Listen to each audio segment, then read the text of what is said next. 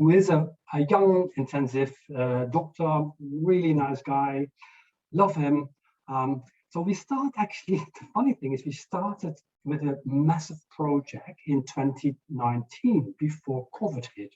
And we were looking at the empathic questionnaire to convert it to a family-centered care questionnaire, measuring the experiences and satisfaction of family members in the adult intensive care, because the empathic questionnaire is well known in the pediatric intensive care, but not as much as in the adult intensive care. So we thought we need to revise that questionnaire and start doing some validation measures. So we had this project running, and then suddenly COVID hit.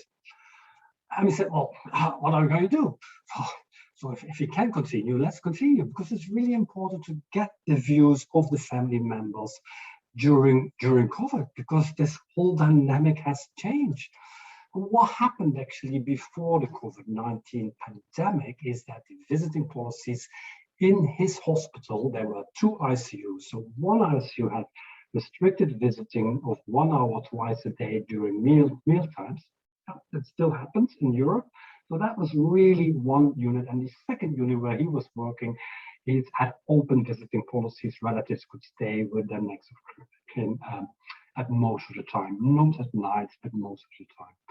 And then since COVID-19 hit in March, both units changed its visiting policies again, which were restricted to 1 hour a day and only one relative. However, daily phone calls, updates, and video calls were made by the intensivists and nurses. So we actually look at, and we were using the same questionnaire. And you can see here in these two, well, the figures are maybe a little bit small, but on the left-hand side, November till February, and on the right-hand side, you've got post-COVID, during COVID, the March till May, when we are collecting the responses of the parents and their family satisfaction questionnaire. And I'm particularly in family participation, that significantly changed the dynamics. It shows, because obviously, I mean, there's no rocket science here. It's obviously that if you ask parents and you actually allow them 1 hour a day, yeah, it does give you actually this results. I mean, I'm still surprised that the median of all the items in that domain is still fairly high, 0.76. But anyway, we have some evidence in there, because again, sample size of the study was small, limiting generalizability, but we do strongly believe that ICU staff, where you are across the world, need to assess your own family-centered care practices to ensure that the temporary changes implemented during the pandemic do not undermine actually the role family play in the patient's recovery.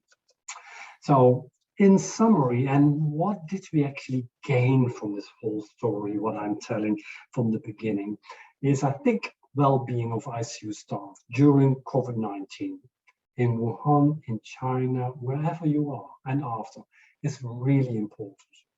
Because we've been suffering, we've been working like hell, and we need to consider and we need to identify effective interventions to support this, to support our colleagues, support our staff, because it's really hard. And I think teamwork is the driver for surviving the COVID-19 pandemic, teamwork optimizing patient outcomes. Because yes, it helps us to improve our practice. But coming back to us, yourself, I think it's okay.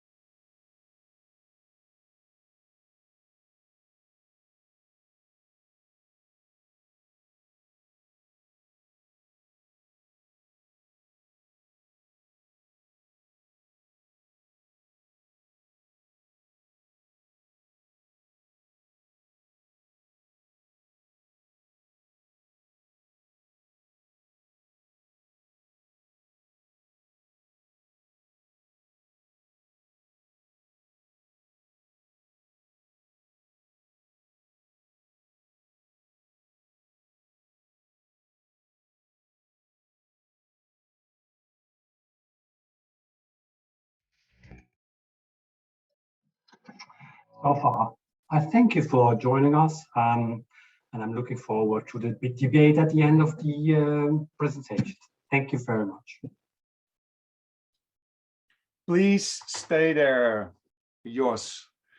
Unfortunately, of course, we can't hear the applause from the audience, but I do applause for you.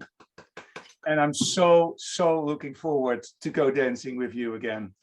Hopefully, after all the pandemic, the COVID shit is behind us, then there is a chance that we'll have our floors from the feet, feet from the floors. Hey, of course, we have some questions from the audience, which is of course what we want. And the first thing is do you suggest that we should centralize the admittance of patients here in the Netherlands, in Europe as well? Yeah, no, from experience from China, I think it works. We are too late, possibly. We've gone past that stage in centralizing, because I think all hospitals have their own ICUs geared up, their system in place. It's difficult. The difference between China and other countries here in Europe is, in China you have a central government. They tell you what to do based on really clever people. I mean, it's not that they say something without any background knowledge. But I feel very much that, yeah, having the centralization going in would have saved a lot of other non-COVID patients in their health. I mean, how many, we don't know yet the collateral damage we created with, for example, cancer patients who didn't dare to come to the emergency department, etc. So if we can, yes, but it will be difficult, because the healthcare system is different in many countries, and it's not centralized as it is in China. Yeah.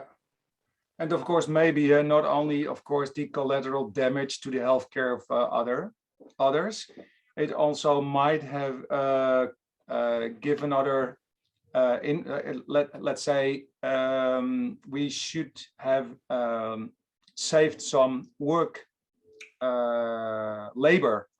So put people together working in that area and create a workforce which can take care of patients with other healthcare issues. Yeah, but it's interesting, of course, because this is the Chinese approach, and in China they can say, well, this is how we're going to do it. But in, of course, most of our European countries, that's not the case. That's not how it's. Unfortunately, that's not how it works.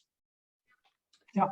The other, of course, one of your topics I know from you for all those years that we've been working together is family-centered care, the integrated family-centered care. And how can you provide family-centered care in an area where there is basically visiting restrictions? That's, of course, what we nurses in Europe experienced, that we had to take care of our patients, and there was no contact with their families at all. How was that in China? And if not, if that was the same situation, how do you make sure that there is a kind of family-centered care there? Okay, I'm not going into detail of the family-centered care in China, because the difference is there. Particularly in China, the visitation policies overall, in general, in intensive care are very limited. Limited almost to what I showed you in one of our papers in the intensive care medicine, to 1 hour during the COVID. It's often to 1 or 2 hours, and that's China. So it takes another 3 hours to talk about that. But what I believe is what we should learn to sort of, what more can we do here during COVID if you allow only one person coming in? And I think personally, we've gone too restrictive in allowing one person in for more than a week, and then after a week, the other person or the family member can come in. So there were units having that restriction, only the same person can come in only, and not the other one.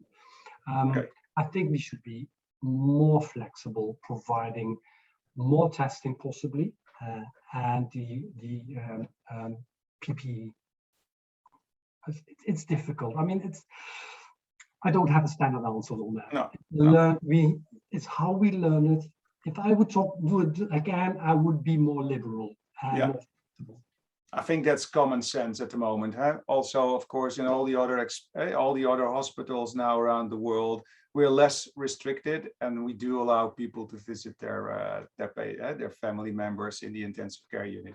Okay, Jos, I'm looking at the time, and I would like to go to Andrea. Please